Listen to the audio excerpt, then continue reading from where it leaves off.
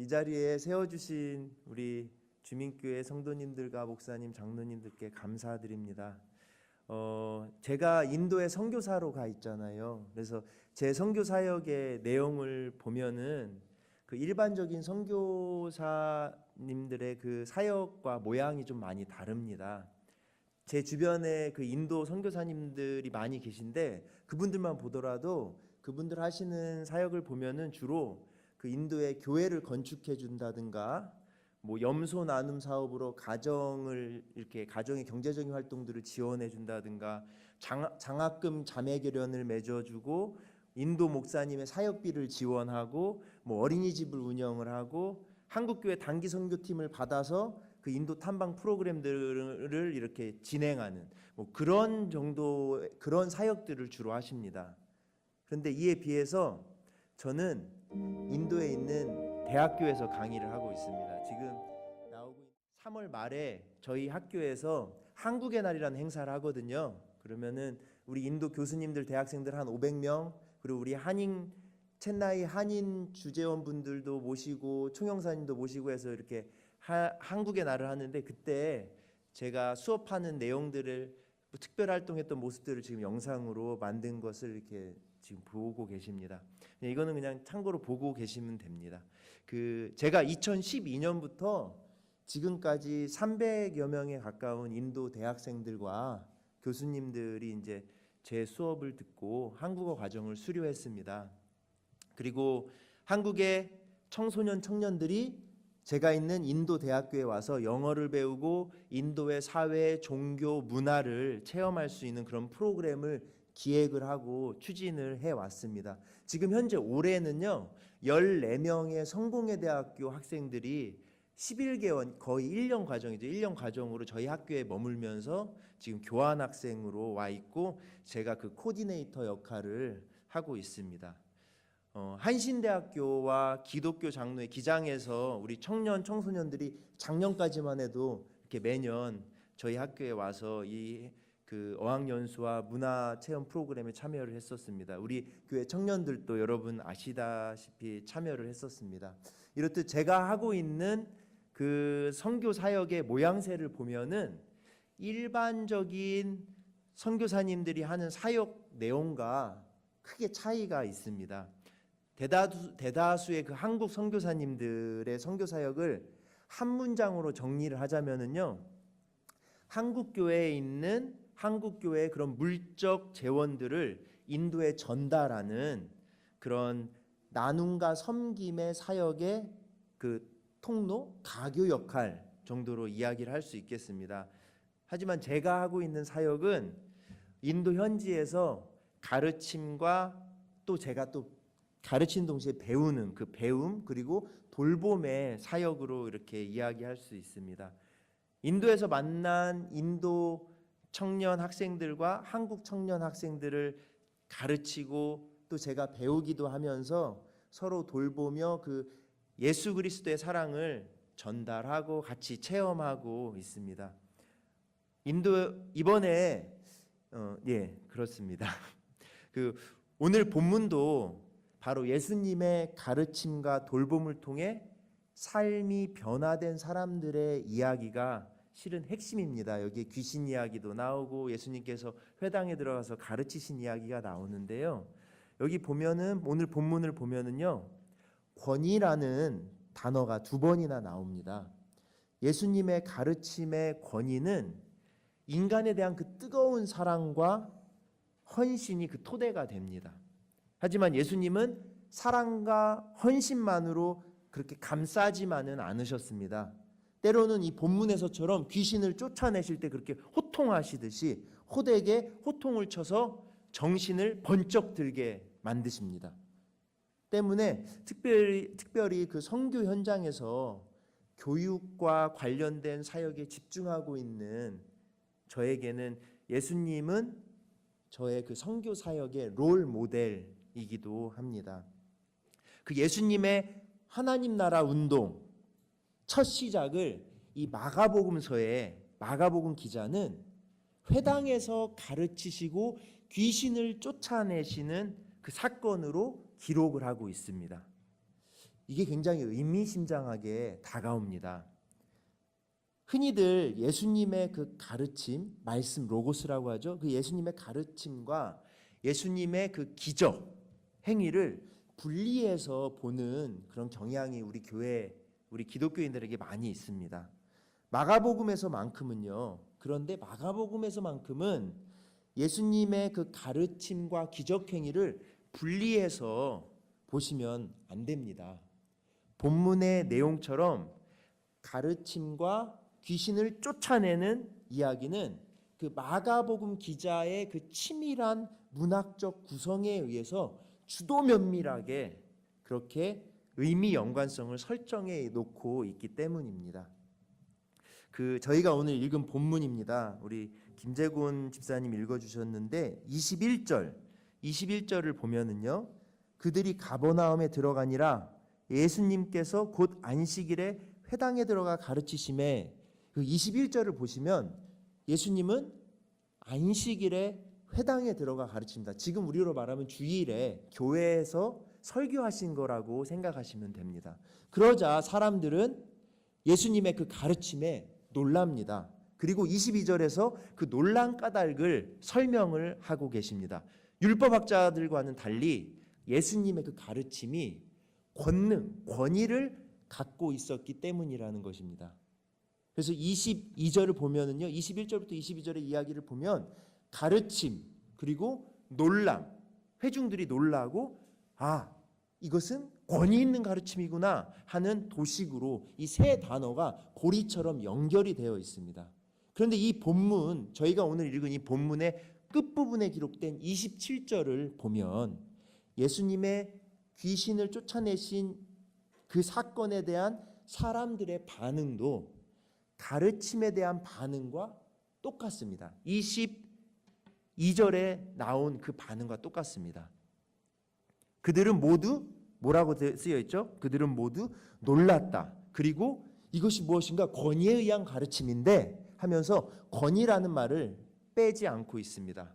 그래서 지금 화면에 나오는 것처럼 22절 가르침, 놀람, 권능, 그리고 27절에 귀신 축줄, 놀람, 권능이라고 하는 이 두 개의 이야기가 그 내용 구성의 틀을, 마가복음 기자 일부러 틀을 치밀하게 맞춘 것이라고 볼 수 있습니다. 즉 예수님께서 회당에 들어가 가르치신 사건과 회당에서 귀신을 내쫓은 사건은 무관한 것이 아니라 결국에는 하나의 사건으로 봐야 한다는 뜻입니다. 그러기 위해서는요, 본문 해석이 좀 필요합니다. 늘 그렇지만 성서 해석에 있어서 가장 중요한 것이 뭘까요? 성서 원문을 보는 것입니다.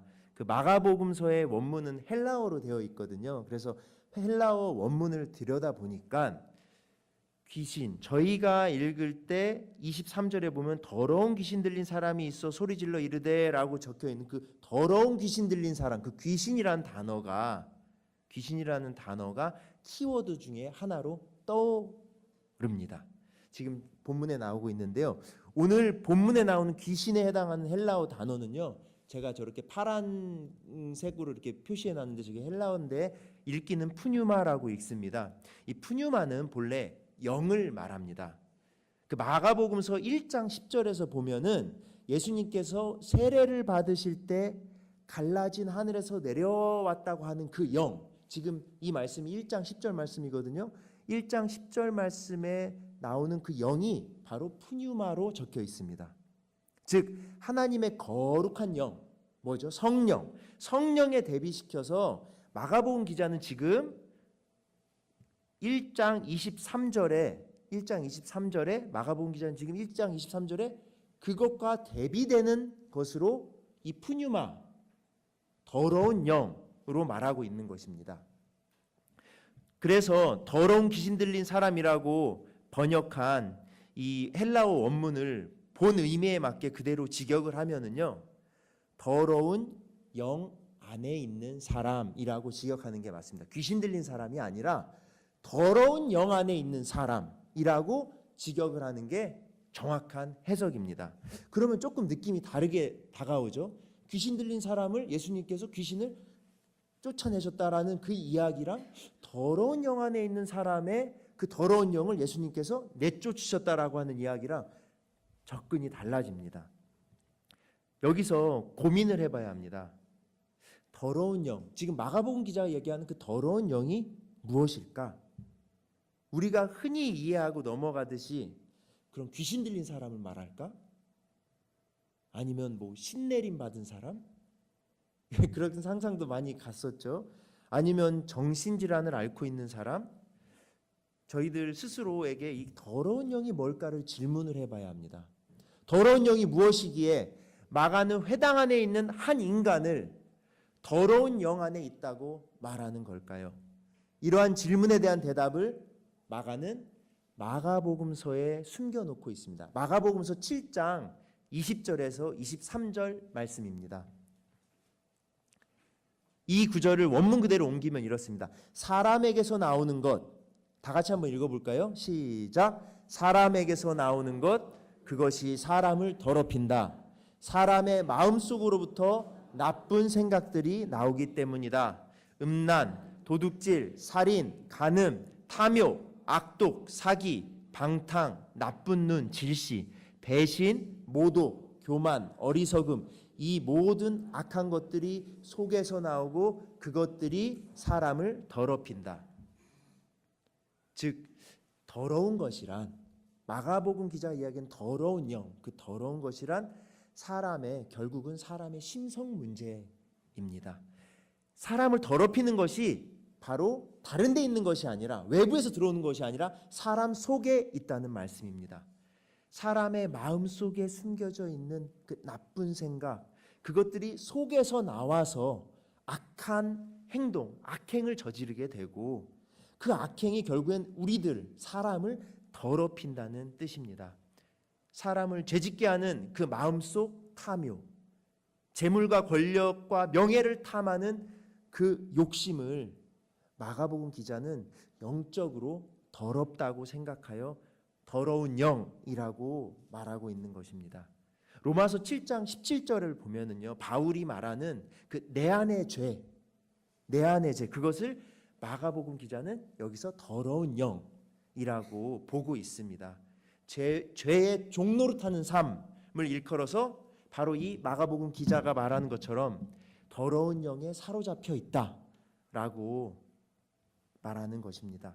그럼 이를 토대로 헬라어 원문에 사용된 그 헬라어 단어들의 의미와 그 문법들을 최대한 살려서 우리말로 번역한 본문을 같이 이렇게 한 구절씩 읽어보시면서 살펴보겠습니다. 21절입니다. 21절 다 함께 읽어보겠습니다. 시작. 그들은 가버나움으로 들어갑니다. 현재 그리고 이윽고 그 예수는 안식일에 회당에 들어가 가르치셨습니다. 여기서 보면은 이 이야기 전체는 과거형으로 기록되어 있는데요. 이 첫 절 21절만 현재형으로 적혀 있습니다. 뭐라고 되어 있죠? 그들은 가버나움으로 들어갑니다. 현재형으로 되어 있습니다. 이 부분이 마가복음 기자 실수로 이렇게 여기를 현재형으로 적어놓은 게 아닙니다. 의도적이라는 겁니다. 첫 도입 문장만 현재형으로 되어 있는데 이것은 헬라어에서 그 문법상, 기법상 과거의 사실을 현재 일어나는 일처럼 설명을 할 때, 그렇게 생생하게 그려내고자 할 때 사용하는 어법입니다.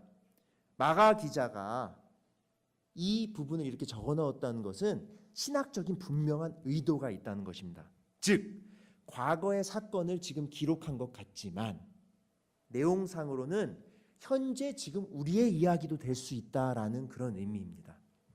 22절 보겠습니다. 다 함께 읽겠습니다. 시작. 사람들이 그의 가르침에 충격을 받았습니다. 수동태로 놀랐습니다. 왜냐하면 그가 율법학자들처럼 가르치지 않고 권능을 가진 분처럼 가르치고 계셨기 때문입니다. 여기서 사람들은 그의 가르침에 놀랐다. 여기 놀랐다라는 그 말은요, 27절에서 이 놀랐다라는 말이 나오거든요. 그 놀랐다라는 말과 다릅니다. 22절에 놀랐다는 때리다라는 말에서 유래한 단어입니다. 충격을 받았다라고 해석하는 것이 맞습니다. 그러니까 예수님의 가르침은 지금 해당에서 처음으로 예수님께서 우리에게 주신 그 가르침이 그야말로 우리들을 때리는 것처럼 충격적인 가르침이었다. 그런 면에서 예수님의 권위가 회당 안에서 일상적으로 설교하던 그런 율법학자들의 내용과는 달랐다는 말입니다. 아마도 그 당시 율법학자들은 오늘날 신학자들이 보통 자신의 의견을 피력을 할 때 다른 학자들의 글이나 해석을 인용하는 것으로 자신들의 그 학문적 권위를 세우거든요. 인정받고자 하거든요. 율법 자체가 모세의 권위에 근거하고 있음을 빙자하면서 그 당시의 율법학자들은 유명한 랍비 해석을 인용하거나 가르치는 그런 식의 방식이었을 것으로 추측을 할 수 있습니다. 그런데 이에 반해서 예수님은 저희가 잘 아는 마태복음에 나오는 그 산상설교처럼 유전이나 전통에 의존하지 않았습니다. 그 예수님의 가르침은 율법과 달랐습니다. 예수님은 하나님을 아버지, 아빠로 고백하고 그 아빠 하나님에 대한 이해와 그 사랑에 집중을 하셨을 것입니다. 그리고 그것으로 그 당시 유대교 신앙의 그런 여러 가지 허위 의식들, 껍데기들을 폭로하면서 그들을 회개시키고 진정한 하나님의 자녀로 돌아올 수 있도록 그렇게 회개시키고자 하는 가르침들을 주셨을 것입니다.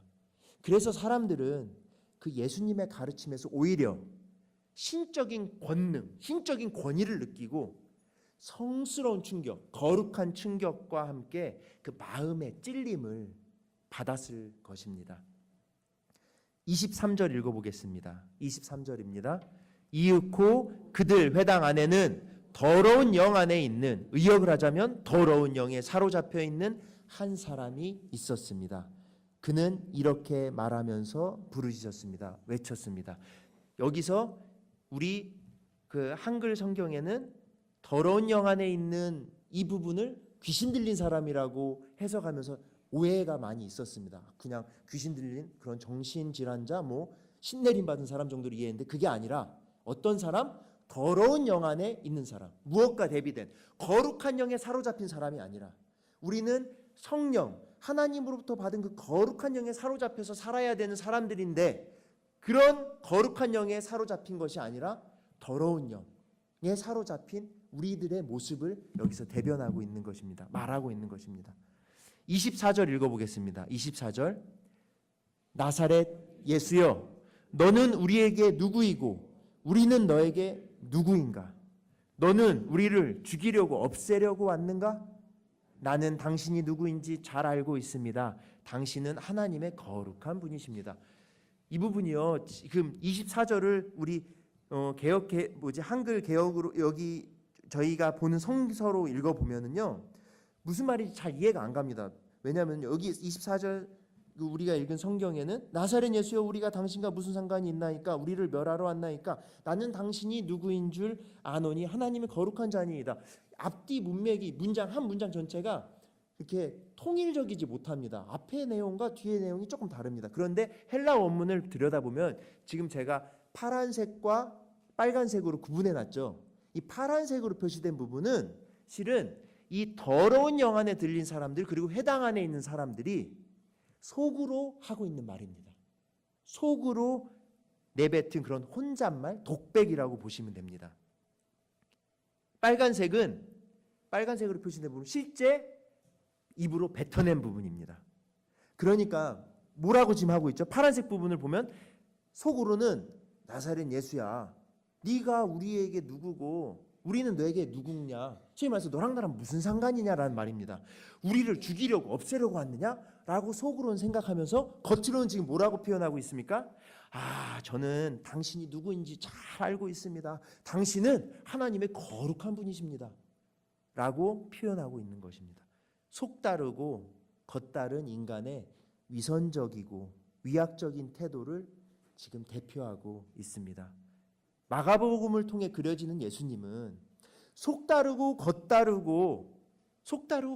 이 위선과 과식이야말로 영적으로 보면 귀신 들린 사람, 더러운 영에 사로잡혀 있는 것이라고 말씀하고 계십니다. 사실 이 가식과 위선은 당시 유대인들뿐만 아니라 오늘날 우리 그리스도인들에게도 예외는 아닙니다. 인간 누구에게나 죄라는 것은 보편적이고 더러운 영은 다양한 형태의 욕심으로 우리 속에 내재해 있기 때문입니다. 겉으로는 의로운 체하지만 속은 불의합니다. 거룩한 하나님의 백성도 더러운 영에 사로잡혀 살기는 마찬가지입니다. 제 모습이 그렇습니다. 세례를 받고 그리스도인이 되었다고 해서 하루아침에 새 사람이 되는 것이 아닙니다. 회개표로 세례는 받았지만 여전히 내 모습이 죄인임을 고백할 수밖에 없는 것도 바로 이 때문입니다. 믿음으로 의롭다 여김은 받았지만 여전히 죄인임을 고백할 수밖에 없는 것도 바로 이 때문입니다. 아직은 예수 그리스도가 의로우신 것 같이 우리는 의롭지 못합니다. 아직은 하늘에 계신 아버지가 거룩하신 것 같이 우리는 거룩하지 못합니다. 25절 함께 읽어보겠습니다. 예수께서는 다음과 같이 말하면서 그를 꾸짖으셨습니다. 입 닥쳐라. 수동태 잠잠해지라. 그리고 그에게서 나가라. 입 닥쳐라. 속다르고 겉다른 자들의 그런 위선과 가식에 대한 예수님의 질타입니다. 입을 닥쳐라로 번역 지금 되어 있는 이 헬라어 단어는 피모데티라는 말로 원래 본 뜻은 재갈을 물리다라는 뜻입니다. 그래서 실은 우리말로 해석하면 정확히 입 닥쳐라 라는 말과 상통합니다. 여기서 더러운 영에 사로잡힌 사람은 예수님을 안다고 말합니다. 하나님의 거룩한 자입니다 라고 안다고 말합니다. 그러자 바로 그 사람이 겉으로 내뱉은 그 말과 다른 그 속을 들여다보신, 꿰뚫어 보신 예수님께서 대답이 조용히 해. 그렇게 겉다르고 속다른 말 하지 마. 입 닥쳐라. 아는 것과 사는 것이 다릅니다. 아는 것과 사는 것이 전혀 다른 그런 신앙인들의 모습을 여기서 그려내고 있습니다. 신앙과 삶이 유리되어서 겉돌고 있는 것입니다. 예수님께서 말씀하시는 나를 따르지도 않으면서 나를 안다고 하는 것이 도대체 무슨 소용이 있냐? 라고 말씀하고 계시는 것입니다. 26절 보겠습니다. 26절 다 함께 읽겠습니다. 시작. 그러자 그 더러운 영은 그를 찢어놓고 큰 소리로 소리치면서 그에게 나갔습니다. 그를 찢어놓고 큰 소리로 소리치면서 나갔다. 여기서 찢어놓다라는 단어는 스파라소인데요. 더러운 영에 사로잡혀 있는 그 사람의 입장에서 보면 그는 예수님의 명령을 따라 사느냐, 더러운 영이 시키는 대로 사느냐, 이 두 가지의 내적 갈등이 굉장히 심했을 거라고 저희가 추측할 수 있습니다. 그런 심각한 내적 갈등을 겪지 않을 수 없었을 것입니다. 그야말로 영을 따라 사느냐, 성령을 따라 사느냐, 육을 따라 사느냐 하는 그 뜻의 분열과 그 내적 갈등을 겪고 난 후에야, 그러한 내적 갈등을 겪고 난 후에야 비로소 우리는 더러운 영을 물리칠 수 있다는 것을 마가복음 기자가 이렇게 형상화하고 있는 것입니다. 27절 말씀 다 같이 읽겠습니다. 모두들 말문이 막혔습니다. 수동태 놀랐습니다. 이렇게 말하면서 그들 자신에게 자문할 정도였습니다. 이것이 무엇인가? 권능에 의한 따른 새로운 가르침인데 그가 더러운 영들에게 명령한 즉 그들도 그에게 복종하는구나. 결론적으로 말씀드립니다. 예수님이 안식일에 회당에 들어가 가르치신 일과 그 회당에서 하신 귀신을 쫓아내신 그 사건을 별개의 사건으로 보시면 안 됩니다. 다시 말하면 예수님께서는 그 회당 안에서 하나님에 대한 그 뜨거운 사랑, 아버지 하나님에 대한 그 신앙을 가지고 사람들을 새로운 권위로 가르치셨습니다. 가르치셨을 뿐입니다. 그런데 그 가르침의 영향력이 다시 말하면 그 가르침의 권위가 사람들의 마음속에 숨겨져 있는 더러운 영을 내쫓아 회개시켰다라는 이야기로 마가복음 기자가 이러한 내용의 이야기를 이렇게 형상화하고 있는 겁니다. 더러운 영에 사로잡힌 우리들, 거룩한 영, 성령에 사로잡혀서 살아가야 되는 우리의 모습이 실은 예수님의 시각으로 봤을 때, 하나님의 시각으로 봤을 때 왜 너희들 다른 쓸데없는 영에 사로잡혀 살아가느냐? 빨리 거룩한 영을 내 안에 품어라. 거기에 사로잡혀서 살아라. 라고 하는 이야기를 형상화하고 있다는 것입니다. 27절에 사람들이 뭐라고 하죠? 이 귀신 축출, 귀신을 쫓아낸 사건을 가리켜서 귀신을 쫓아낸 사건이라고 말하고 있나요? 아니요, 그렇지 않습니다. 뭐라고 말하고 있나요? 이 사건을 사건이라고 말하지 않고 이 귀신이 쫓아낸 이 사건을 보면서 새로운 가르침이다. 새로운 가르침이다. 라고 말하고 있습니다. 다시 말하면 마가복음 기자에게 귀신을 쫓아낸 사건은 결국 예수님의 가르침의 사건이었고, 그 가르침이 사람들에게 일으킨 그런 내적 변화를 형상화하기 위해서 더러운 영 안에 사로잡힌 사람들의 이야기를 통해 구체화하고 있는 것입니다.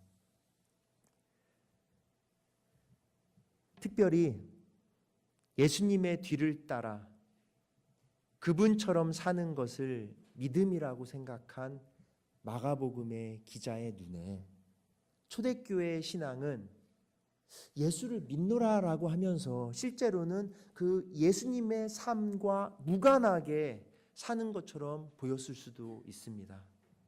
예수님을 따라 살아야 하는 그 초대교회 신앙인들의 때로는 위선적이고 때로는 위약적인 모습에 마가복음 기자는 아니야, 우리 다시 예수님을 따르는 삶, 그 믿음으로 회복해야 돼라는 목적을 가지고 이 마가복음 기자를 기록하고 그런 예수님의 가르침들을 구체화하고 싶었던 것 같습니다. 더러운 영에 사로잡힌 사람, 비단 마가복음 기자가 복음서를 기록한 그 초대교회 사람들에게만 해당되는 이야기가 아닙니다. 지금 우리에게도 예수님께서 묻고 계십니다. 나의 가르침을 듣고 있느냐? 나의 가르침이 너의 삶을 지금 변화시키고 있느냐? 그래서 너는 나를 따라서 그렇게 살고 있느냐? 라고 묻고 계십니다. 한국교회에서 영성에 대한 이야기를 수도 없이 많이 해왔습니다. 영성훈련과 교육도 굉장히 많이 있습니다. 저도 주민교회에서 이해학 목사님 계실 때부터 영성에 대한 이야기를 정말 수도 없이 많이 들어왔습니다. 그런데 오늘 말씀을 묵상하고 나니까요, 우리들이 뭔가를 놓친 것 같다라는 생각이 들었습니다. 오늘 본문을 통해서 예수님께서 저희들에게 말씀하고 계십니다. 성령, 영성을 말할 때 그것을 사람됨과 구분하지 말아라. 성령, 영성을 말할 때 그것을 심성과 성품과 구분하지 말아라. 그 심성과 성품의 문제와 구분하지 말아라. 영성의 시작은 사람됨에 있다. 영성 훈련은 심성과 성품의 문제로부터 시작해야 한다. 그렇게 말하고 계시는 것 같습니다. 그러지 못하면 우리의 신앙은 점점 그 삶과 유리될 수밖에 없을 것입니다. 그와 동시에 성령의 이름으로 우리 속에 숨겨진 그런 더러운 영들을 호도하거나 덮어버리는 그런 우를 범할 수밖에 없을 것입니다. 그렇게 덮어버릴 때, 사람됨의 문제, 심성과 성품의 문제로 연결짓지 않을 때, 그럴 때 한국교회에서 이재록이라는 목사도 나오는 것이고 이명박 장로도 나오는 것 같습니다. 더러운 영을 쫓아내는 오늘의 본문이 우리의 이야기로 연결되기를 기도합니다. 우리의 이야기, 우리의 기도가 되어야 합니다. 우리 자신의 더러움을 부끄럽게 여길 줄 아는 영이야말로, 그런 심성이야말로 그만큼 깨끗해지고 거룩해질 수 있다라는 뜻이기도 하기 때문입니다. 사랑하는 주민교회 성도 여러분, 더러운 영으로부터 해방되어 자유와 창조의 삶을 마지막까지 사시기 바랍니다. 심성과 성품 그리고 사람됨, 여기서부터 변화되어 마침내는 참된 구원의 기쁨을 누리시는 우리 주민교회 성도님들 되시기를 그리스도의 이름으로 간절히 축원합니다. 마지막으로 오늘 본문의 의미를 잘 살려서 제가 다시 한번 이 본문을 읽어드리고 기도로 마치겠습니다. 눈을 감고 묵상하셔도 좋고요, 같이 읽으셔도 좋습니다. 예수님과 제자들이 가버나움으로 들어갑니다. 이윽고 예수님은 안식일 주일에 회당 교회에 들어가서 가르치셨습니다. 사람들은 예수님의 가르침에 충격을 받았습니다. 왜냐하면 예수님의 가르침이 율법학자들과는 달리 권능을 가진 분처럼 그들을 가르치고 계셨기 때문입니다. 실은 그 회당 안에 있는 대부분의 사람들은 더러운 영에 사로잡힌 사람들이었습니다. 그들은 예수님의 가르침을 들으면서 속으로 이렇게 생각했습니다. 나사렛 예수, 네가 나랑 뭔 상관인데 어떻게 그렇게 살라고? 차라리 우리를 죽여라, 죽여. 하지만 그들은 겉으로는 다르게 말합니다. 저희는 당신이 누구인지 알고 있습니다. 당신은 하나님의 거룩한 분이십니다. 그러자 예수님께서 그들의 위선적인 모습을 아시고 다음과 같이 말씀하시면서 그들을 꾸짖으셨습니다. 입 닥쳐라. 그리고 이 더러운 영아, 거기서 나오거라. 그러자 그 더러운 영은 그를 찢어놓고 큰 소리치면서 그들에게서 떠나갔습니다. 그러자 예수님께서 모두들 말문이 막혔습니다. 이렇게 말하면서 그들 자신에게 자문할 정도였습니다. 이게 어찌된 일이지? 권능에 의한 새로운 가르침이로구나. 예수님의 거룩한 영, 성령이 우리에게 임하고 역사하시니 더러운 영들이 우리를 떠나는구나. 이윽고 그의 소문이 갈릴리 온 인근 지역에 두루 퍼져 나갔습니다. 아멘. 다 함께 기도하겠습니다. 예수님께서 명령하십니다. 그리고 더러운 영은 복종합니다. 바로 이 속에 놀라운 역전이 있고 내적인 혁명이 있습니다. 바로 마음속 주인이 바뀌어버린 것입니다. 명령하는 자가 바뀐 것입니다. 지금까지 내 속에서 명령하는 자는 더러운 영이었습니다. 더러운 영이 내 몸의 주인 노릇을 했습니다. 욕심이 이끄는 대로 살았습니다. 사도 바울의 말처럼 육을 따라 살았습니다. 그야말로 더러운 영에 사로잡혀 살았던 것입니다. 그러나 이제 바뀌고 보니 내 속에서 명령하시는 분은 예수님이요, 그의 거룩한 영, 즉 성령님께서 나의 주인이심을 고백합니다. 그분이 명령하면 저희는 복종합니다. 육을 따라 살지 않고 영을 따라 산다는 말씀이 이제야 이해가 되어집니다. 하나님, 생명의 하나님, 당신의 거룩한 영으로 저희들의 더러운 영을 내쫓을 수 있도록 인도하여 주시옵소서. 마음속 주인이 바뀌고 심성이 변화되고 우리의 사람됨이 달라지게 인도하시옵소서. 저희들 세상 끝날까지 주님께서 주신 이 복음 붙잡고 신명나게 걸어갈 수 있도록 인도하여 주시옵소서. 이 모든 말씀 우리를 구원하신 예수님의 이름으로 간절히 기도드리옵나이다. 아멘.